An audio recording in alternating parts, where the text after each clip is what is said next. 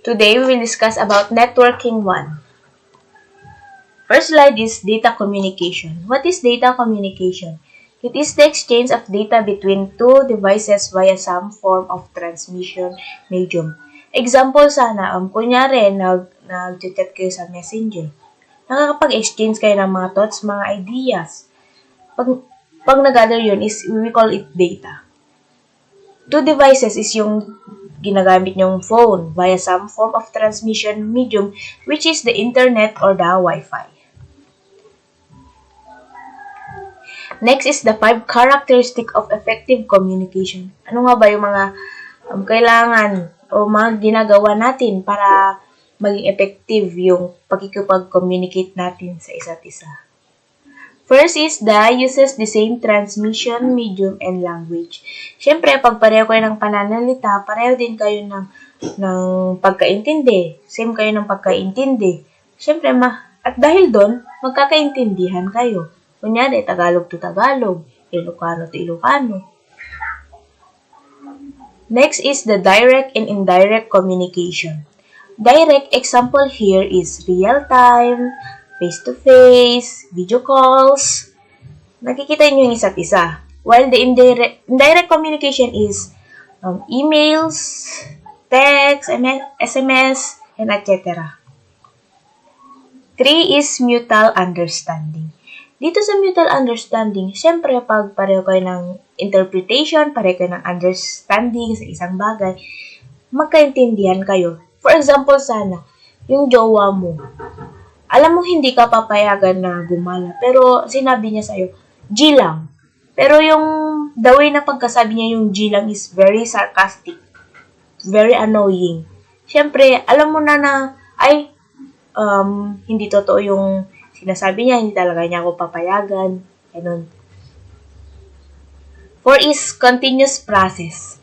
Dapat tuloy-tuloy, cycle, tuloy-tuloy yung pag-uusap nyo. Kagaya na lang example pag LDR sana kayo. Nung hindi pa kayo LDR, nag-uusap-usap pa rin kayo. Anytime, anywhere. Diba? Pero, nung nag-ibang bansa niya yung girls, kunyari sana, hindi na kayo madalas nag-uusap. Pero, andun pa rin yung communication niyo sa isa't isa. Next is uses of word as well as symbol. Diba, kunyari pag nagkukwento tayo sa harap ng ating mga kaibigan, diba, nilalagyan din natin ng mga actions para damang-daman nila kung ano yung feeling, paano yung experience doon. Ganon. Kagaya din ni Mr. Bean, diba? His word and his action, diba? Tugmang-tugma. Kaya naiintindihan natin siya. Kaya yun, napapatawa tayo sa mga ginagawa niya. Next is the data. Data refers to information presented in whatever form is agreed upon by the parties creating and using the data. Data is, ito yung mga facts information na na-collect natin, na naipon natin. And we will call it data.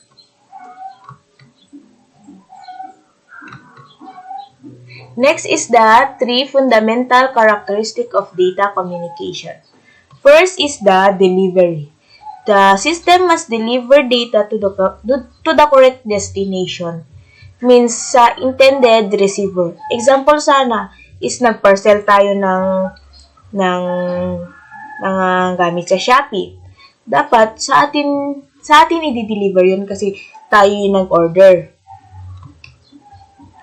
Next is the accuracy. The system must deliver the data accurately or precisely. Tama, walang labis, walang kulang. Next is timeliness. The system must deliver data in a timely manner. Timely manner or tamang oras. Kasi pag malilate, pwedeng hindi na siya magamit or very late na talaga siya. Example sana is yung mga balita. Kunyari, nangyari ngayon. Tapos, ibabalita pa lang bukas, edi late ka na. Next is the components of data communication. First is we have the message. It is the information or data to be communicated. Ito yung mga pag-uusapan nyo, ito yung mga mga i-discuss yung mga thoughts, mga ideas. Next is the sender. It is the device that send the data messages. Ito yung originator ng message. Sa kanya mismo nanggaling yung data or yung information. Next is the receiver. It is the device that received the message. Who is intended to receive the message? Siya yung pagdidelivera ng message or ng data. Next is the medium. It is the physical path by which a message travel from sender to receiver. Ito yung mga ginagamit nating channel of communication. Ito yung ginagamit natin to transmit signal from transmitter to the receiver. Next is the protocol. It is a set of rules governs data communication. Ito yung mga do's and don'ts na ginagawa natin na hindi natin dapat gawin while communicating to other. Next slide is data representation or how data represent. First, we have the text. Under the text, we have the ASCII or the American Standard Code for Information Interchange. Ito yung may numbers, may letters, mga special characters or mga punctuation mark, para siyang mga codes. Next is the E-ASCII. Sa E, yung E dyan sa ASCII is a sign or a symbol. Next is the Unicode. Ito naman is mga letters, mga emojis naman. While the ISO is ISO or International Organization for Standardization is a model for often a system to interconnect. Next is the numbers. Numbers ito yung mga 1, 2, 3, 4, 5, 6, 7, 8, and etc. etc. Next is images. Yung mga nakikita natin sa mga Google, sa mga search engines. Next is the audio. Audio, it's yung mga napapakinggan natin like sana sa mga radio. Next is the video. Video yung mga napapanood natin sa YouTube, sa Facebook, and etc. Next is data flow. First is the simplex. Communication is unidirectional. Indirectional or hindi ka pwedeng sumingit, hindi ka pwedeng mag-response. Next is the half duplex. Each station can both transmit and receive but not at the same time. Best example here is a walkie-talkie. Sa walkie-talkie, kailangan ka munang mag-press ng mga may press ka munang button doon para makapagsalita ka. Ganun din yung receiver mo. Kailangan din niyang ipindot yung button doon para makapag-reply siya sa mga sasabihin mo. Ganun yung communication dun sa walkie-talkie. Kailangan mo muna siyang magpindot sa mga button doon. Next is the full duplex. Both station can transmit and receive simultaneously. Means, kunyari dun sa old telephone dati, ipapag idadial mo na siya, matatawagan mo na yung gusto mong tawagan. Makakapag-usap kayo, hindi ka guys sa half duplex na may kailangan kapag ipindot. Sa full duplex, makakapag-exchange kayo agad ng mga information, makakapag-usap kayo. Pero once na binaban na nila yun, mag-e-end kayo pareho. Next, we have the network criteria or standard sana kung pipili tayo ng network. First is we have the performance. It can be measured in many ways such as transmit time. Transmit time, it is the amount of time required for a message to travel from one device to another. Kung mabilis ba siyang mag-send. Ganun din sa response time. It is the elapse between an inquiry and a response. Yung mabilis ba siyang mag-send, mabilis din ba siyang mag-receive. But the performance of the network depends on many factors such as first is number of user. Kung madaming gumagamit, syempre kagaya sa Wi-Fi.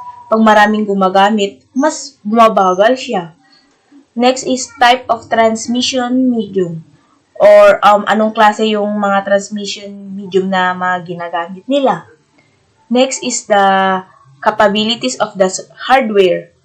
Kung maasahan ba siya, kaya niya ba or not, or baka pag mag-init lang, mag-shutdown na siya, mapapatay na siya, ganon.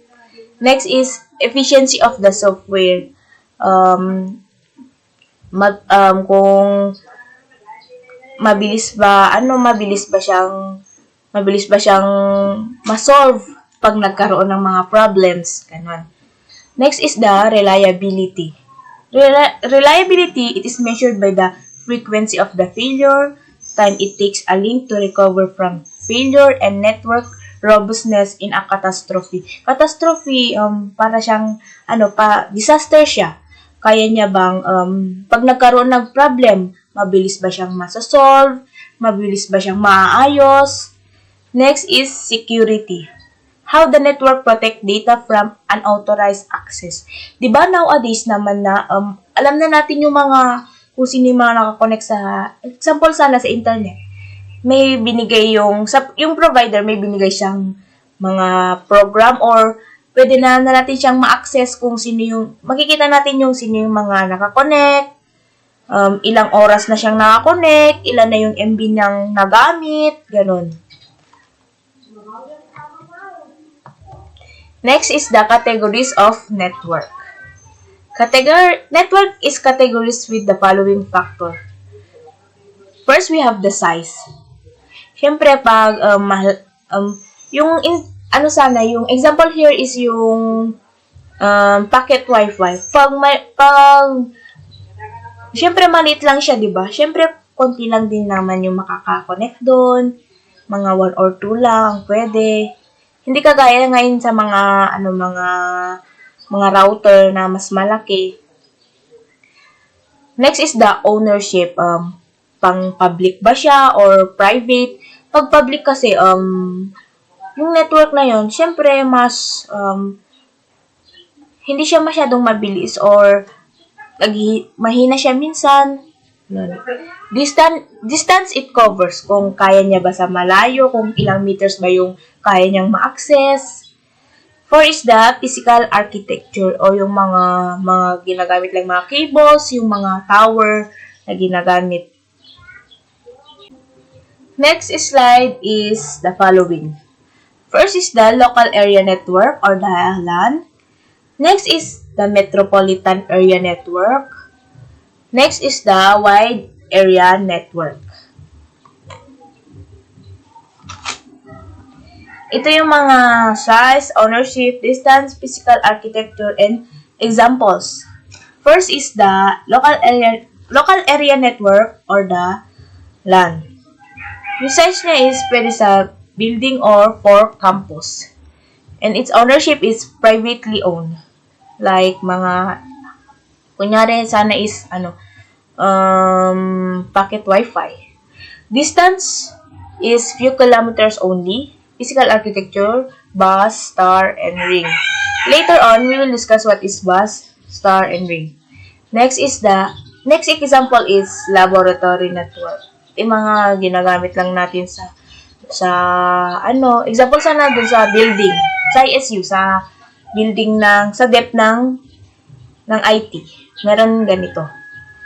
Next is MAN or Metropolitan Area Network. Its size is city for city, ownership public company, distance it covers extend over entire city, physical architecture is local area network to local area network. Example niya is cable network. Next is WAN or wide area network. Ito yung madalas malaki yung access niya, malayong mga nararating.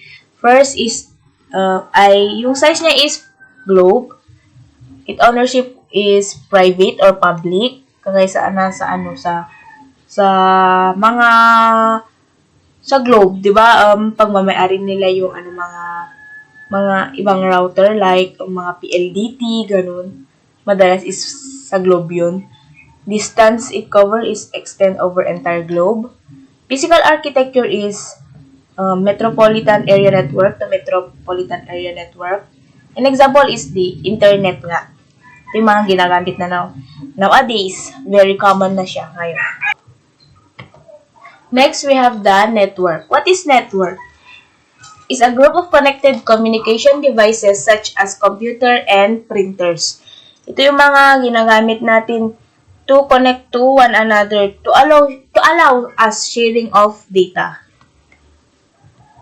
Example sana is, yun nga, yung computer at printers.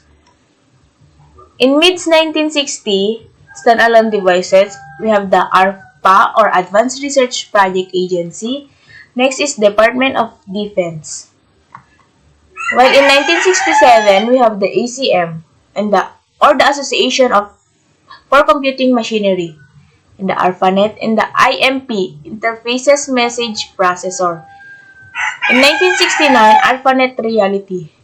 And we have 4 nodes. 4 nodes, ito yung mga collected mga information o mga link. First, we have the University of California, Los Angeles. Second is the University of California, Santa Barbara. Third, we have the Stanford Research Institute. Fourth is the University of Utah. NCP or Network Control Protocol. Protocol is yung mga do's and don'ts or mga kailangan sunduin. In 1972, Vincent Cerf and Bob Kahn, they have interneting project which is the Transmission Control Protocol. Yung first is the encapsulation, wrap then unwrap. According to research, encapsulation bundling of data with the methods that operates the data. It is used to hide the value or state of a structured data object presenting unauthorized parties in a direct access to them. Pwedeng gawa sila mga securities para hindi siya basta-basta na-access. Next is we have the datagram. Prioritize over reliability. Mga kailangan mo na kahit minsan hindi nila kinonsider yung reliability nila or yung parang powers. Next is the function of a gateway between two networks. It may be router or firewall or other device that enables traffic to flow in and flow out of the network.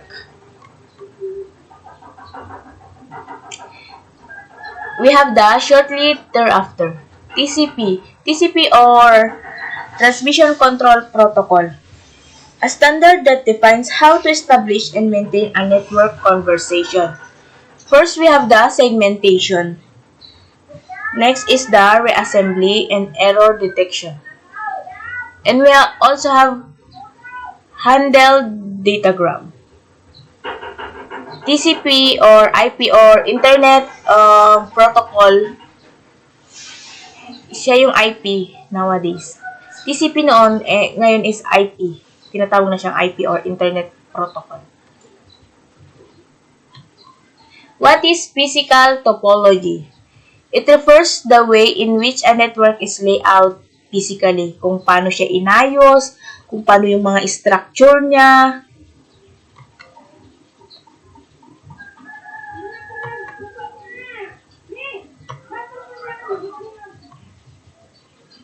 We have the categories. First is the mesh. Communication is point to point. Parang isa lang ngayon. Ganun lang siya. Next is bus. Signals are shared with the backbone cable. Sabi dito sa na-research ko, bus, all nodes are connected to a single cable. The cable which the node is called backbone. If the backbone is broken, the entire segment fails. Pag may nag-fail doon sa example sana doon sa mga cables na ginamit nila, hindi na siya gagana whole. Hindi na gagana lahat. While in star, signal are passing through the central device. All nodes are individually connected to a central point, like hub or switch. But the benefit is that if cable fails, only one node will be brought down. Hindi ka guys sa bus, na kapag may na-fail na isang cable, mawawala na lahat. Dito naman sa star is, pag may isang nag-fail lang, kung ano yung parang, kung ano lang yung parang gawain niya, yun lang yung madadown or hindi gagana. Ring. Signal are circulate within the network. It is a network configuration where device connected create circular data or pa-circle siya. Ganun yung pagka-structure na o paano siya ginagawa. Pa-circle. Next, we have the advantages, disadvantages, and the feature. In mesh, we have point-to-point link, robust, and privacy or security. Ito yung mga advantages na. While sa bus, less expensive than mesh. Oo nga, sabi dun sa research is, mahal talaga yung mesh. Yung mga gagamitin dun sa mesh is, mahal siya. Next sa star is point-to-point link, robust, less expensive than mesh. And the ring is point-to-point to both side only, easy to install and configure. Ang pinakamahal talaga sa kanila is yung mga mesh. And if we have advantages, meron din mga disadvantages. In mesh, expensive cable and I/O connection and sheer bulk of wiring. Madami yung wiring. Sa bus naman, difficult reconnection, difficult to add station, limited number of station. Konti lang yung ma-access niya. Konti lang yung pwedeng i-connect. Sa star naman, using central device. Iisa lang yung parang